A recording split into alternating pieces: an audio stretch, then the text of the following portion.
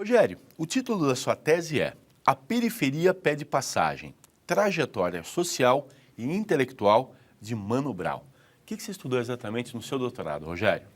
Então, desde a minha graduação, eu venho estudando alguns intelectuais brasileiros. Destaque para os grandes intérpretes brasileiros, Gilberto Freire, Sérgio Buarque de Holanda, Caio Prado Júnior, Florestan Fernandes. E esses autores discutem a particularidade da sociedade brasileira, tá, como a sociedade brasileira funciona, as estruturas, mas sempre me chamou a atenção assuntos mais recentes, assuntos do momento. E por conta disso eu comecei a me interessar pelas manifestações culturais da periferia. No primeiro momento, no mestrado, eu falei da chamada literatura marginal, tá? Discuti autores como o Ferrez, que é um romancista aqui de São Paulo, e o Paulo Lins, que é um romancista do Rio de Janeiro, e no doutorado eu resolvi discutir isso que nós chamamos de hip hop, e mais especificamente o rap. Tá? Discutindo o hip hop, especialmente os seus 4 elementos fundamentais, a dança, o break, tá? O grafite, o DJ e o MC, que é o rapper, tá? Me chamou muita atenção o grupo Racionais MC e mais especificamente o seu líder, tá? O Mano Brown. Tá? E em torno disso eu comecei a pesquisar a trajetória dessa figura, que é uma figura social, cultural e intelectual chamado Mano Brown. Né? Durante o trabalho eu pude comprovar como o hip hop, mais especificamente o rap, mudou a trajetória de vários rappers brasileiros, especialmente do Mano Brown. Você aponta no seu trabalho que o hip hop ainda recebe críticas e críticas duras de setores da imprensa, por exemplo, que não reconhecem no hip hop uma manifestação legítima cultural. O seu trabalho vem para mostrar justamente o contrário, da importância social e sim de uma legitimação cultural dessa faceta que se inspira, claro, e tem reconhecidamente uma origem norte-americana, mas que tem uma feição brasileira e que já se colocou como uma manifestação cultural legítima e que você coloca na figura do Mano Brown como líder do grupo que é o mais conhecido, é isso?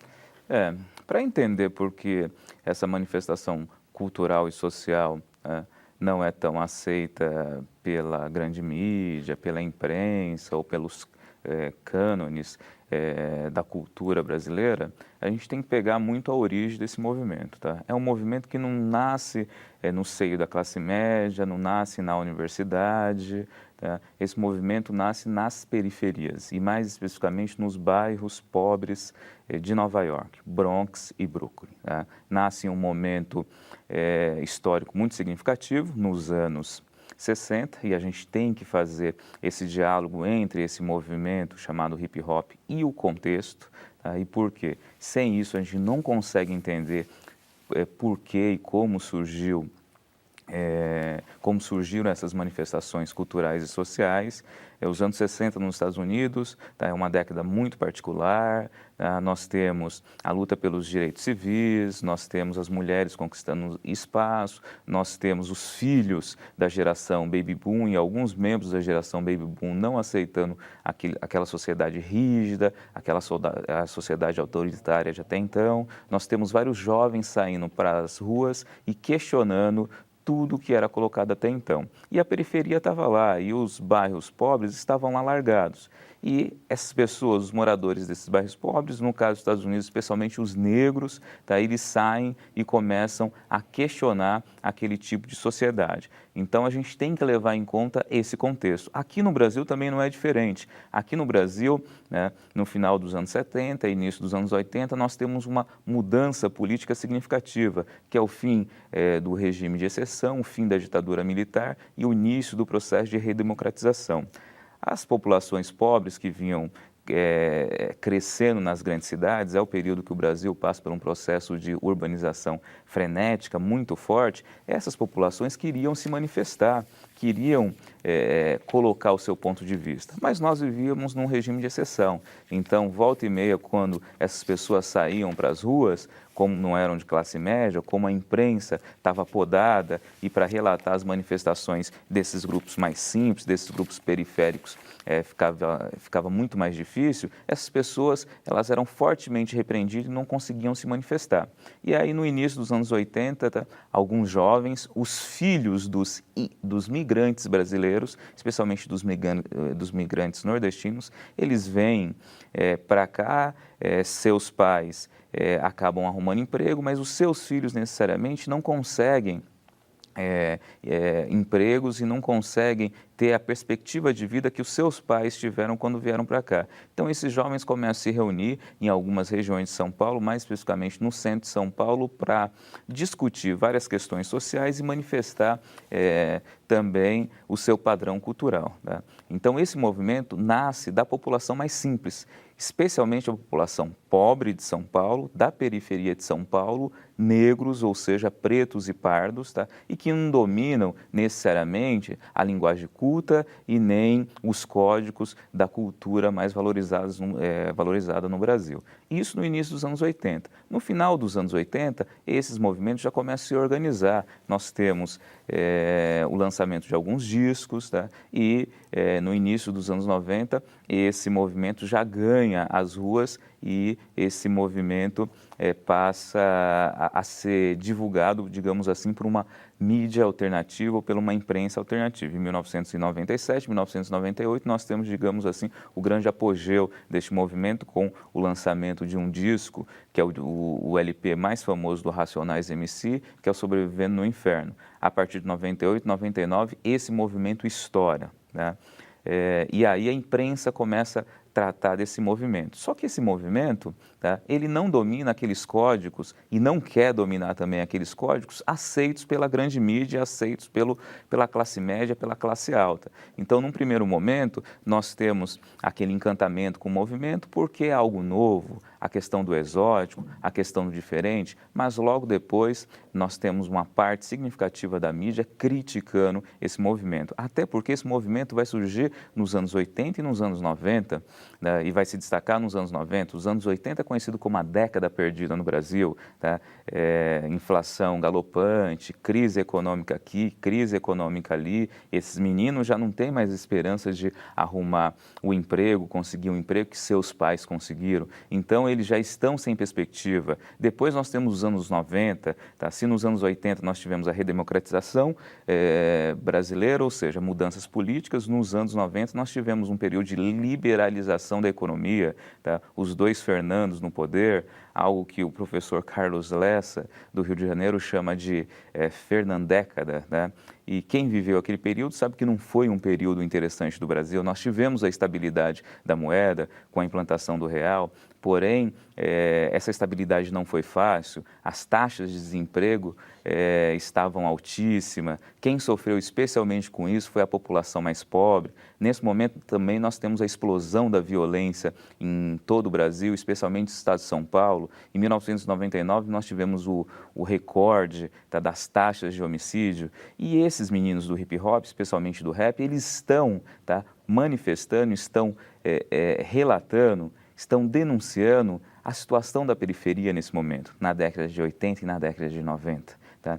O descaso, a violência policial, porque nós ficamos 21 anos dentro de um regime de exceção, dentro de uma ditadura militar, e alguns policiais, alguns agentes de segurança se acostumaram ou foi difundida uma cultura que eles deveriam usar a violência para repreender tudo que é manifestação, inclusive manifestação legítima, como uma manifestação social, como uma manifestação cultural.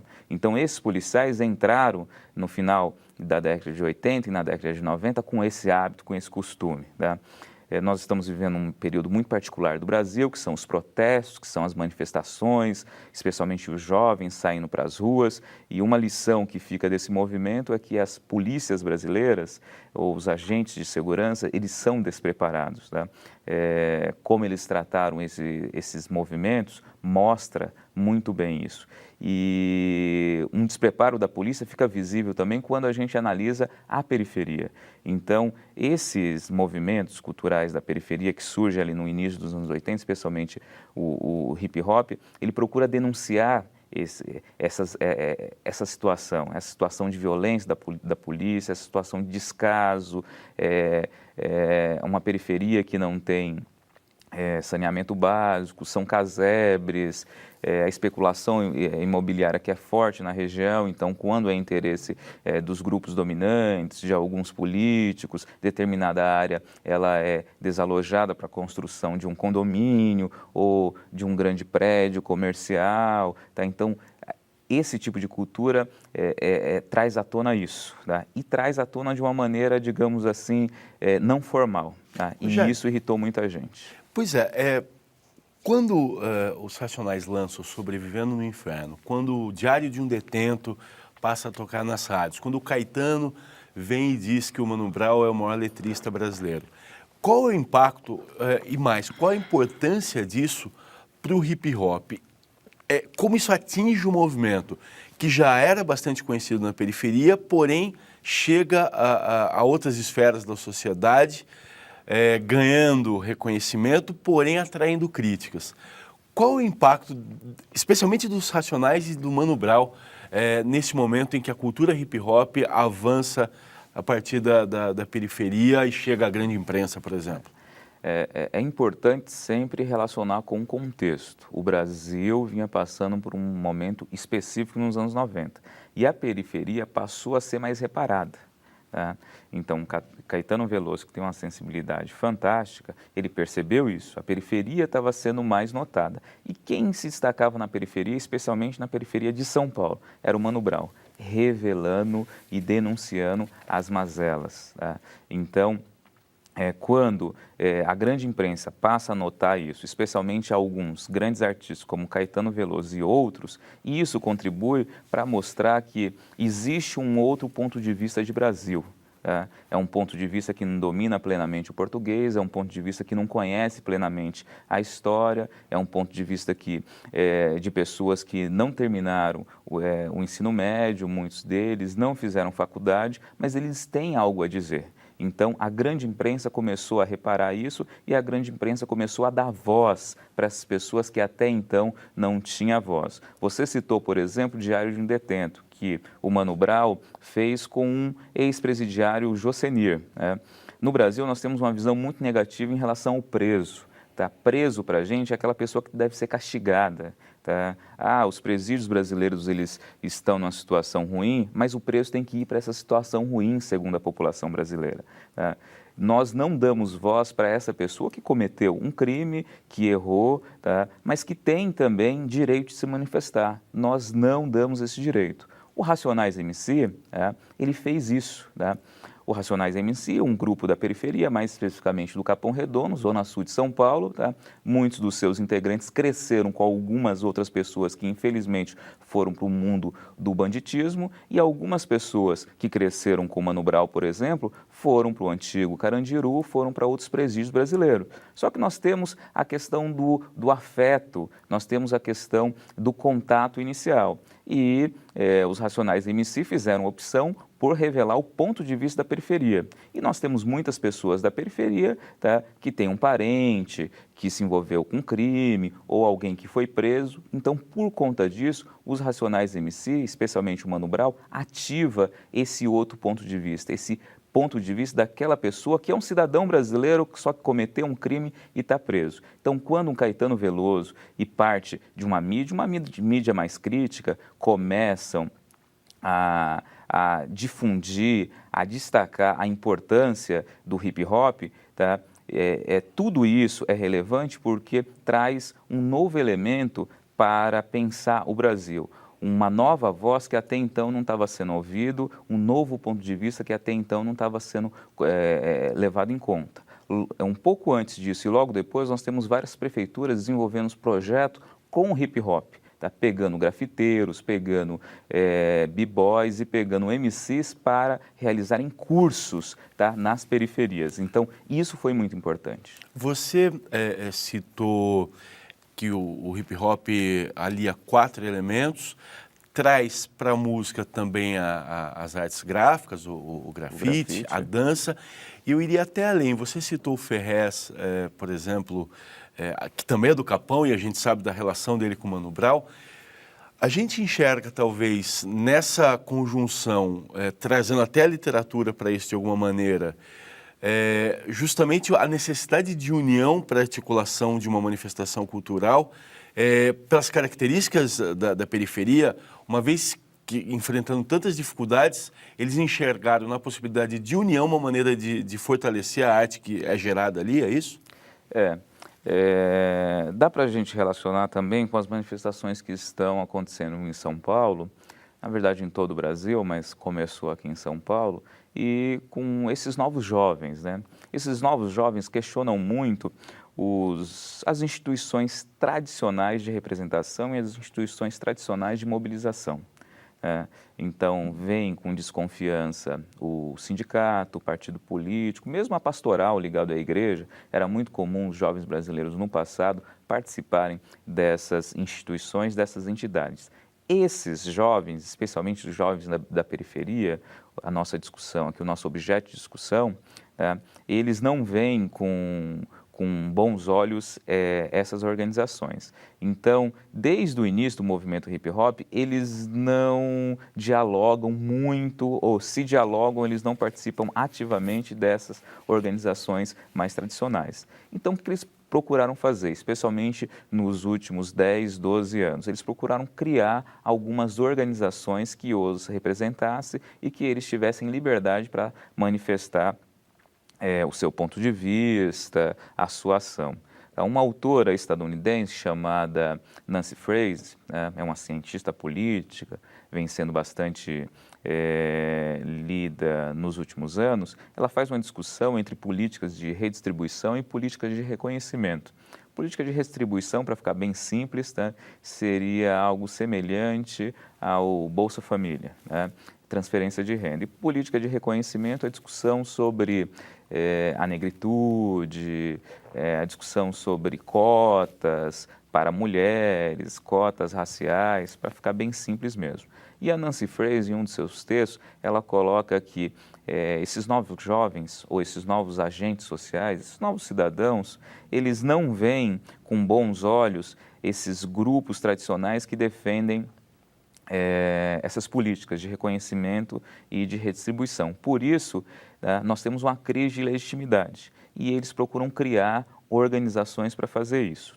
Um exemplo claro é que o Racionais MC vai criar, em 1997, um próprio selo, isso em 1997, o Cosa Nostra, para lançar os seus álbuns e também álbuns de outros rappers.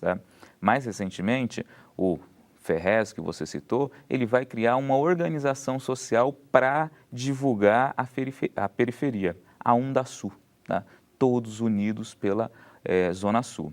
E em uma entrevista que eu li do Ferrez, eu lembro que algumas instituições sociais tradicionais, instituições sociais internacionais ficaram vislumbradas, bastante satisfeitas com os trabalhos desenvolvidos no Capão Redondo, especialmente pelo o Ferrez, e com destaque para um projeto que ele tem, que é uma banca de jornal, que você num banca de jornal de livros que você não compra o livro, você pega emprestado, depois você devolve. E eles ofereceram uma estrutura para o Ferrez, e o Ferrez se negou, porque eu lembro muito bem da frase dele, ele fala, olha, é nós por nós. Então, nós não vemos com bons olhos essas instituições que vêm de fora, e que querem ajudar, até porque, segundo Ferrez, essas instituições têm um interesse. Sobre isso, tem que ressaltar algo, que é o seguinte, no Rio de Janeiro, nós não vemos uma postura como essa do Ferrez, como essa do Mano Brown. Lembrar que o Mano Brown, mesmo depois de todo o sucesso no final dos anos 90, o Mano Brown se nega a ir para a grande mídia. Concede entrevistas só para alguns órgãos específicos de imprensa, na TV aberta, ele só apareceu na TV Cultura e na MTV, há controvérsia sobre sua presença na MTV, mas ele aparece volta e meia na MTV, mas ele se nega, já foi convidado algumas vezes para ir para esses grandes programas de domingo, e ele mantém uma resistência. No Rio de Janeiro, nós temos um movimento hip hop também, com destaque para uma figura chamada MV Bill, o Alex, né? Só que no Rio de Janeiro, o que nós vimos? Nós vimos um maior diálogo, né, entre essas entidades tradicionais, inclusive entre, tá, grupos tradicionais de dominação, destaque para a Rede Globo, tá, e o rap. Tá? Lembrar que, por exemplo, o MV Bill, ele fez Dança dos Famosos, o Faustão, ele participou da Malhação e participou de diversos outros quadros de outros programas da Rede Globo. Tá?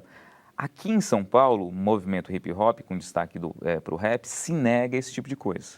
Né? Então, nós vemos aqui em São Paulo, tá, uma resistência e uma cidade ou uma sociedade paulista e paulistana muito mais cindida do que no Rio de Janeiro e em outras regiões do Brasil.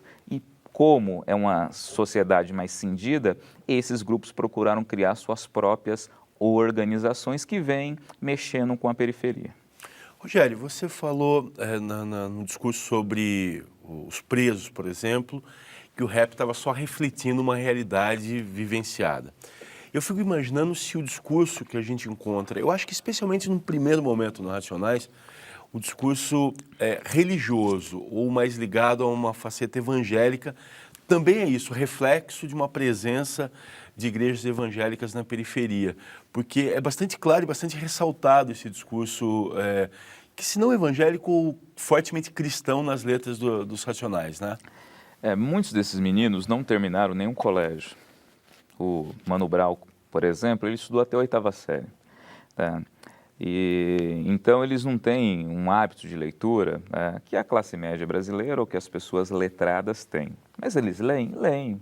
Uma ou outra coisa eles leem. E qual que é o livro que eles leem e mais folheiam? É a Bíblia. Né?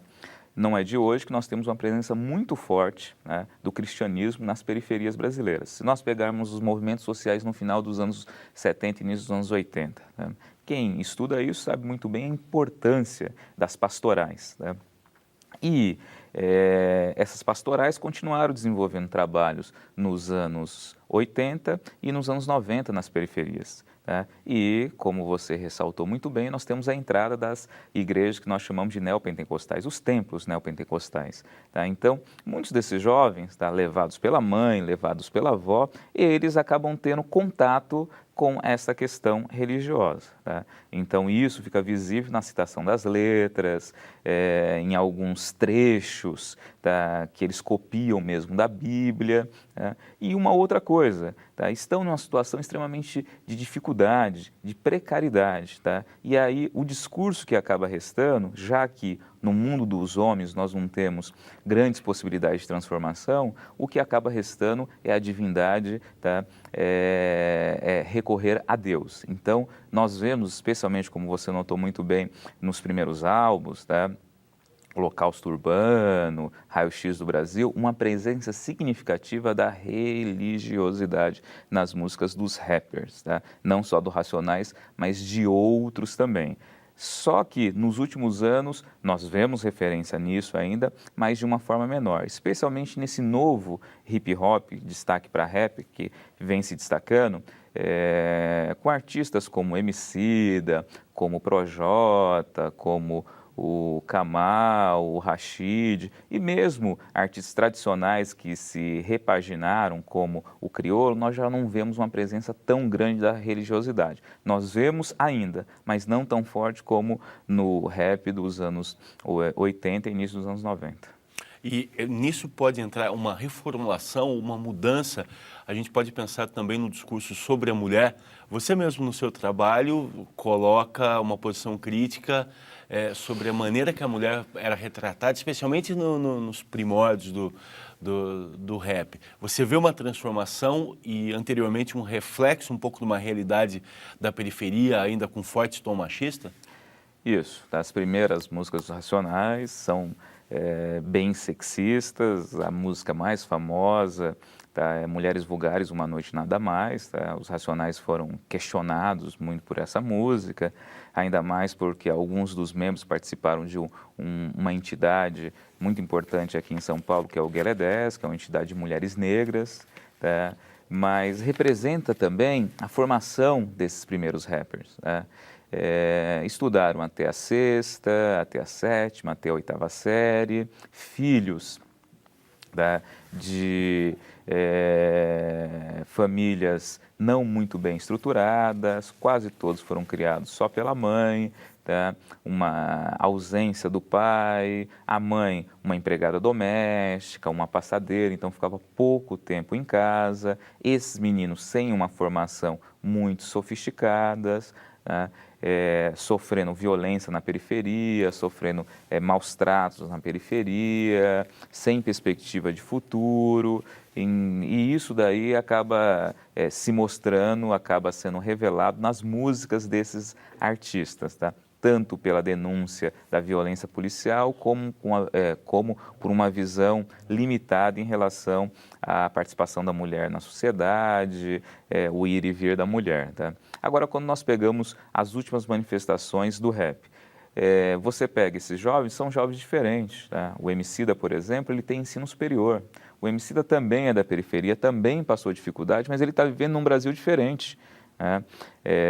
O Mano Brown cresceu nos anos 80, né? Na década perdida, tá?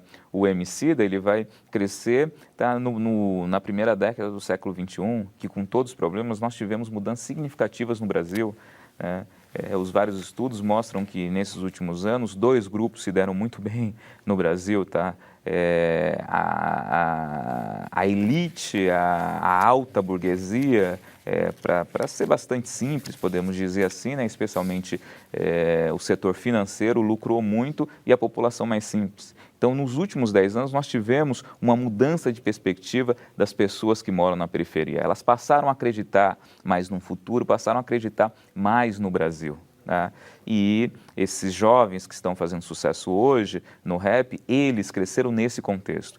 Esses meninos também, eles estudaram, eles passaram a ter contato com outras culturas, eles passaram a conhecer, né, outras maneiras de ver o mundo, e sem falar que nos últimos anos, no Brasil especificamente, a mulher conquistou bastante espaço. Não à toa, hoje nós temos uma presidenta, nós temos uma mulher ocupando, né, o cargo máximo do Brasil. Tá? Então, esses jovens dos anos 80 e dos anos 90 eram jovens com uma formação bastante precária, tá? E vivendo em uma periferia que era muito maltratada, né? E eles manifestam, eles questionam essa periferia, mas também eles manifestam esse lado negativo em relação à mulher, como fica visível, não só nos Racionais, mas em outros grupos de rap também.